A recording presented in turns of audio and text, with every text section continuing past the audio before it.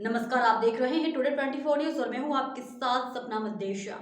आगामी दिनों में प्रस्तावित चार धाम यात्रा शुरू होने से पहले ही विरोध के स्वर तेज हो गए हैं। बद्रीनाथ धाम के मुख्य पड़ाव पांडुकेश्वर में व्यापारी तबके और होटल एसोसिएशन के लोग ने विरोध शुरू कर दिया है। शनिवार को पांडुकेश्वर में होटल एसोसिएशन और व्यापार सभा के लोगों ने हाथों में तख्तियां लेकर तीर्थ यात्रियों के दर्शनार्थ समिति पंजीकरण व्यवस्था का विरोध किया। व्यापारियों का कहना है कि बद्रीनाथ और अन्य 3 धर्मों की यात्रा पर आने वाले तीर्थ यात्रियों के पंजीकरण को सीमित न किया जाए, बल्कि चारों धामों में यात्रियों को असीमित रूप से आने दिया जाए। व्यापारियों ने रोजगार का हवाला देते हुए कहा कि धामों में जुड़ा व्यापारी तबका 6 महीने यात्रा चलने का इंतजार करता है और धाम के दौरान यदि सरकार द्वारा इस प्रकार से यात्रा को प्रभावित करने का प्रयास किया जाएगा तो यह व्यापारी तबके को बर्दाश्त नहीं है। बद्रीनाथ धाम के मुख्य पड़ाव पांडुकेश्वर होटल एसोसिएशन के कोषाध्यक्ष विपिन सिंह पवार का कहना है कि यदि शासन द्वारा इस प्रकार का रवैया अपनाया गया तो चार धाम यात्रा शुरू होने के साथ ही व्यापारी चारों धाम में अपने व्यापारिक प्रतिष्ठान बंद कर धरना देंगे। अभी हमारे साथ इस समय बद्रीनाथ व्यापार सभा के हमारे होटल एसोसिएशन के हमारे सदस्य यहाँ पे कोषाध्यक्ष विपिन सिंह पंवार जी यहाँ पे हैं। तो मैं विपिन सिंह पंवार जी से पूछना चाहूँगा कि पंवार जी, क्या आप सरकार के जो ये फैसला है कि जो सीमित यात्री बद्रीनाथ में इस बार दर्शन करेंगे, तो आप इससे क्या खुश हैं? इससे हम बिल्कुल खुश नहीं हैं। हम क्या कि कोई भी चार धाम में कोई भी व्यक्ति, कोई भी व्यापारी, चाहे होटल से संबंधी हो, चाहे वो दुकानदार हो, चाहे कोई भी इस व्यवस्था से खुश नहीं है। इसीलिए तो ये आज पूरा एक आंदोलन हमारे द्वारा चलाया जा रहा है। हमारी सरकार से दरख्वास्त है कि आप यात्रियों की संख्या को सीमित मत करें, आने दीजिए, पंजीकरण आप करिए, कोई दिक्कत नहीं है, लेकिन उसको सीमित मत करिए। आप यात्रियों को आने दीजिए। यहाँ पे आप देखिए कि केवल ले दे करके मई जूनी 2 महीने का मेन सीजन होता है, उसमें भी आप इस व्यवस्था को आप अगर कंट्रोल करोगे तो हमारे सारे व्यापारियों का सबका नुकसान हो जाएगा। तो इसलिए हमारी आप सरकार से दरख्वास्त है कि आप इस व्यवस्था को ध्यान में रखते हुए यात्रियों को जो है कि अनलिमिटेड जो आने चाहते हैं उनको आप आने दीजिए। अन्य अगर सरकार द्वारा यही रवैया अपनाया गया तो हमारे द्वारा इस वर्ष यात्रियों के उसके लिए व्यवस्था कुछ भी नहीं होगी। हम होटल व्यवसायी, चाहे हम दुकानदार हैं, हम सारे अपने जो है होटल व्यवसाय को बिल्कुल बंद कर देंगे। ये हमारा साफ कहना है और फिर सरकार अपने हिसाब से चलाए यात्रा।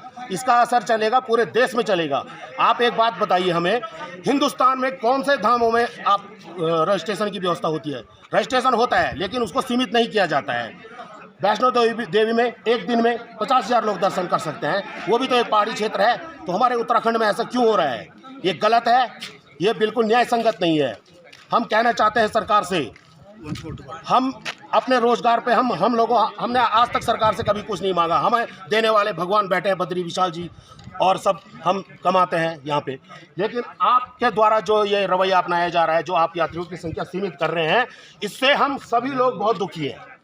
इससे क्या होगा कि अगर संख्या सीमित होगी तो आप बोले 18,000 20,000, उसको आप कहाँ से वो करें? हरिद्वार ऋषिकेश से भेजोगे चार, यहाँ पहुँचने को तो 4,000 5,000 क्या कमा लेगा आदमी?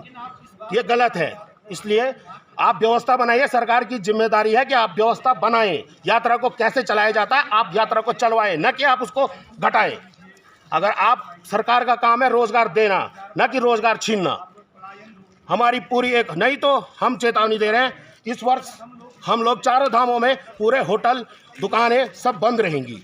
सरकार ये व्यवस्था अपनी देख ले, हम यही कहना चाहते हैं। इसलिए संख्या को आप बढ़ाइए, 50,000 कीजिए, अनलिमिटेड कीजिए, पंजीकरण कीजिए, कोई दिक्कत। आज हम पांडुकेश्वर में यहाँ पे पूरे व्यापारी लोग, स्थानीय लोग, हकदार यहाँ पे जो आए हैं और हम लोग सरकार से आज सीधे सवाल पूछना चाहते हैं कि सरकार ने जिस प्रकार की जो तानाशाही डिसीजन यहाँ पर लिया है उसका हम पुरजोर विरोध करते हैं। एक तरफ सरकार जो है होम स्टे के माध्यम से लोगों को जो है लोनिंग के माध्यम से आप रोजगार की बात कर रहे हैं और दूसरी ओर आप जो है यात्रियों की संख्या को सीमित करके आप इनके साथ यात्रियों के साथ जो हमारे व्यापारी हैं उनके साथ कुठाराघात कर रहे हैं। बात चाहे बद्रीनाथ धाम की हो, चाहे केदारनाथ धाम की हो, हजारों लोग, हजारों लाखों यात्री वहाँ पे दर्शन के लिए हर वर्ष आते हैं और जो है जिस प्रकार से सरकार सीमित मात्रा में यात्री को रजिस्ट्रेशन के माध्यम से यहाँ पे यात्रा के लिए कह रहे हैं, वो हमारी समझ से बाहर है।